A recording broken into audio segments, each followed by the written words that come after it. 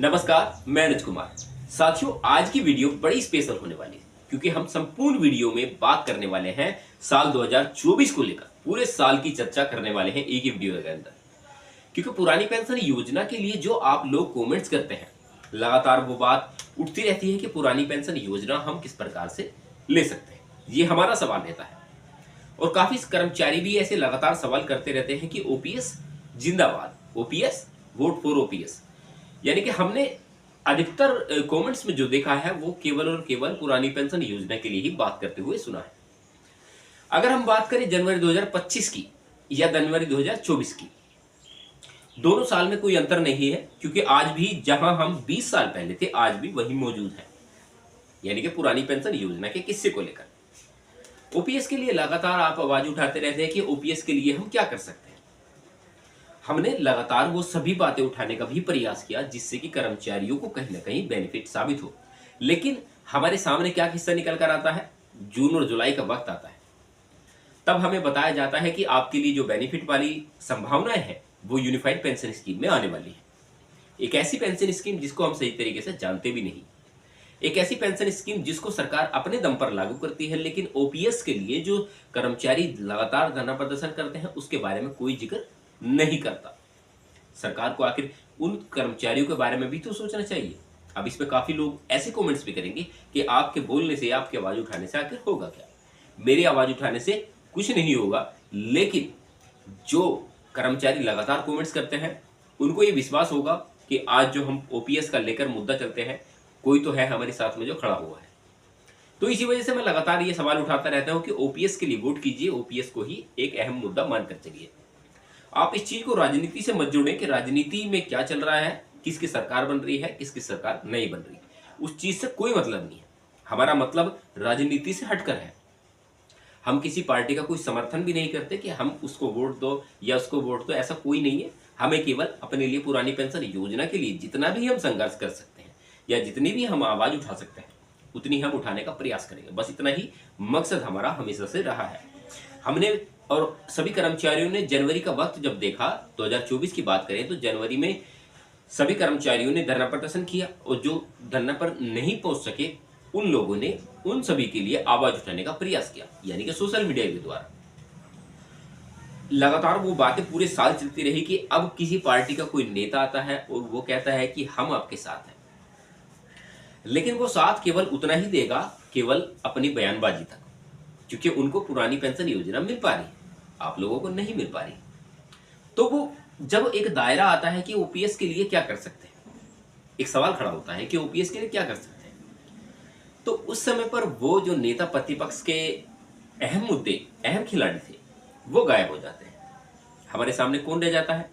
वही गिने चुने कर्मचारी जो अपने लिए आवाज उठाते हैं या अपने लिए बोलने का प्रयास करते हैं। कहीं रामलीला मैदान में आवाज उठाएंगे, कहीं किसी और जगह आवाज उठाएंगे। कोई प्लेटफॉर्म उनके बारे में सुनने को तैयार नहीं। देश की मीडिया कब लागू होती है? जब वे कर्मचारी एक उग्र रूप धारण कर लेते हैं। उग्र रूप ऐसा वैसा नहीं, केवल शांतिप्रिय तरीके से। आज तक भी जितनी भी रैलियां हुई हैं उसमें कोई भी ऐसा मुद्दा आपने नहीं सुना होगा कि उस जगह धरना प्रदर्शन कर्मचारियों ने किया तो उस जगह उन्होंने उपद्रव किया हो। शांतिप्रिय तरीके से हमारे जो संघर्ष हुए हैं हमेशा से वही रहे हैं। अगर ओपीएस का मेन मुद्दा समझा जाए आज की स्थिति के कारण, तो सबसे बड़ा मेन कारण हमारा यही रहेगा कि जैसा कि नेताओं को पेंशन मिल पा रही है वही पेंशन हम लोगों को मिल जानी चाहिए। क्योंकि अगर वो 5 साल सेवा करने के बाद, अगर वो केवल 5 साल सेवा करने के बाद पुरानी पेंशन योजना, सरकारी भत्ते या सभी सुविधाओं को ले पाते हैं, तो क्या हम 40 साल नौकरी करने के बाद भी अपने लिए पेंशन का गुजारा नहीं कर सकते? क्या हमें अधिकार नहीं है कि हम पुरानी पेंशन योजना ले सकते हैं?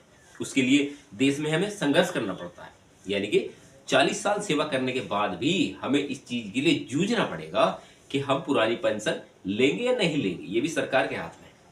सरकार अपने मंत्रियों को दे देगी, कोई दिक्कत नहीं, सबको दो। अगर बंद हो तो सबकी हो। अगर एक देश में एक संविधान लागू है तो आखिर इस देश के अंदर एक पेंशन व्यवस्था क्यों लागू नहीं है? मेरा सवाल केवल यहां इतना उठता है। हम एक चीज को लेकर चलते हैं कि हम ओपीएस के लिए क्या कर सकते हैं, तो सरकार इसमें कहती है कि आप ओपीएस के लिए कुछ मत कीजिए, हम जो करेंगे वो आपको स्वीकार करना पड़ेगा। यानी कि यूपीएस स्कीम। अब यूपीएस स्कीम के बारे में अगर मैं बात करूं तो यूपीएस स्कीम एक ऐसा स्कीम है जो कि कर्मचारी को अभी के वक्त में सभी कर्मचारियों को लुभाने का प्रयास कर रही है। सरकार कहती है कि इसमें इतने बेनिफिट आपके लिए होने वाले हैं कि आप ओपीएस को भूल जाएंगे, यानी कि 50% पेंशन राशि की बात कर रहा हूं। 10 साल की सेवा पर 10,000 की पेंशन, मिनिमम पेंशन आपको मिलने वाली है। 12 महीने के औसत के आधार पर आपको पेंशन 50% मिलने वाली है। और इसमें जो उम्र का दायरा रखा गया है उसके आधार पर बात करें तो आपको लगभग 60 वर्ष की आयु तक जीवित रहना होगा। इसकी गारंटी कौन देगा? इसकी गारंटी सरकार आपको लिखित रूप में देगी। ये मैं नहीं कह रहा, ये सरकार कहती है कि अगर आपको पेंशन लेनी है तो आपको 60 वर्ष तक जीवित रहना पड़ेगा। आखिर ये कैसा सवाल है?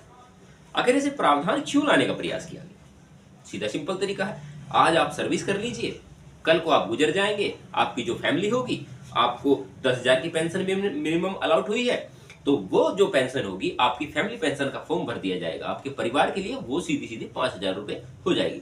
सरकार ने पहले ही अपना पैसा बचा लिया और जो आपको 10,000 रुपए मिलने वाले थे उसमें से भी 5,000 सरकार काट लेगी। ये नियम है। ऐसे ही नियम लागू करके करके सरकार ने कहीं ना कहीं हर कर्मचारी को धोखे में रखा है। सेम मुद्दा रहा कोरोना वायरस महामारी का। आज तक कर्मचारी उसको लेकर असमंजस में है कि हमारा जो 18 महीने के डीए एरियर रोक दिया गया वो हमें मिलेगा भी या नहीं मिलेगा, क्योंकि कर्मचारियों ने सीधा जवाब दिया है कि अब जो हमारा पैसा सरकार ने ले लिया, हमने नहीं दिया, सरकार ने ले लिया, सरकार ने अपने पास रख लिया। अब क्या कह रहे हैं, कौन कह रहा है, अब इसके ऊपर क्या संभावनाएं बन रही हैं, सुप्रीम कोर्ट तक भी लोग जा चुके हैं। ओपीएस के मुद्दे के लिए सुप्रीम कोर्ट तक भी लोग जा चुके हैं कि हमारे लिए कुछ ना कुछ ऐसा कीजिए जिससे कि हम ओपीएस का मुद्दा जो एक सही तरीके से और सही दिशा में लेकर चल सके। अब कांग्रेस के प्रवक्ताओं ने भी ये कहा था कि हमने पुरानी पेंशन योजना के लिए हमेशा से आपका साथ दिया है। ये जो ओपीएस का मुद्दा उठाया ना, हकीकत में वो कांग्रेस की ही देन है। अगर उस समय की सरकार की बात करें तो उससे बाद में भी कांग्रेस की सरकार आई है और पूर्ण सत्ता के साथ आई है। तो आज जो हमारे साथ वादा करते हैं कि ओपीएस हम बहाल कर देंगे, तो उस समय की जो सरकार थी उस समय पर कांग्रेस का भी शासन रहा है, संपूर्ण देश में कांग्रेस का भी शासन रहा है। लेकिन उस समय पर मैं नहीं मानता कि इतना तकड़ा इसके ऊपर बवाल मचा हो कि ओपीएस के लिए संघर्ष किसी ने किया हो। आवाज उठाई है लेकिन ऐसा संघर्ष नहीं हो पाया जो कि आज की स्थिति में देखने के लिए मिल रहा है। कारण क्या है? प्रधानमंत्री नरेंद्र मोदी का प्रधानमंत्री बनना। अगर गलती से प्रधानमंत्री राहुल गांधी बन जाते तो राहुल गांधी खुद भी इसके पीछे नहीं होते, जो आज आपके लिए वादा करते हैं कि हम ओपीएस का मुद्दा उठाएंगे। या ऐसे केवल राहुल गांधी नहीं, विपक्ष के भी काफी सारे ऐसे नेता हैं जिनका मैं नाम नहीं लेना चाहूं, लेकिन आप समझ चुके होंगे कि अब उन्होंने क्या कहा, हमने क्या कहा, हमने क्या दावे पेश किए, सरकार क्या कहती है, विपक्ष क्या कहता है।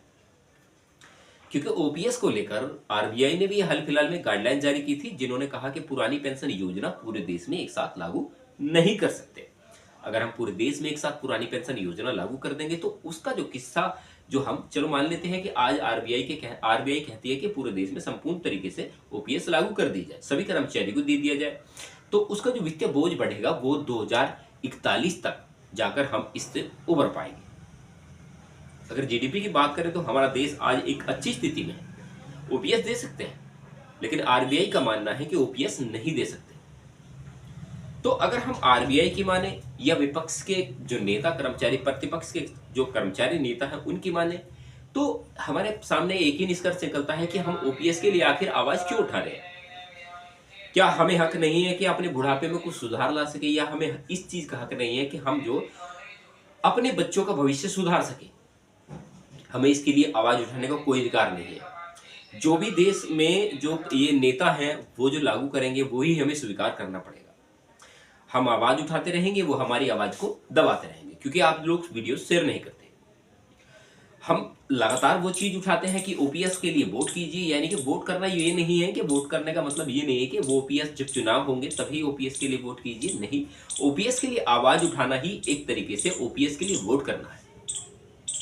साथियों, आपको इस वीडियो की प्रतिक्रिया कैसी लगी, क्या राय लगी, कैसी अब इसमें संभावनाएं देखने की मिल सकती हैं, वो सभी बातें आप मुझे वीडियो में कमेंट्स करके बता सकते हैं।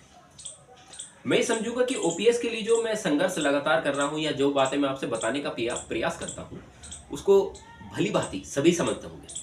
ओबीएस के लिए वोट करना बहुत जरूरी है, और वोट तभी होगा जब जाकर आप इस वीडियो को शेयर करेंगे। मैंने ये कहता, मेरी वीडियो शेयर कीजिए। जो भी आपके लिए आवाज उठाता है आज की स्थिति में, उन सभी को आप सपोर्ट कीजिए।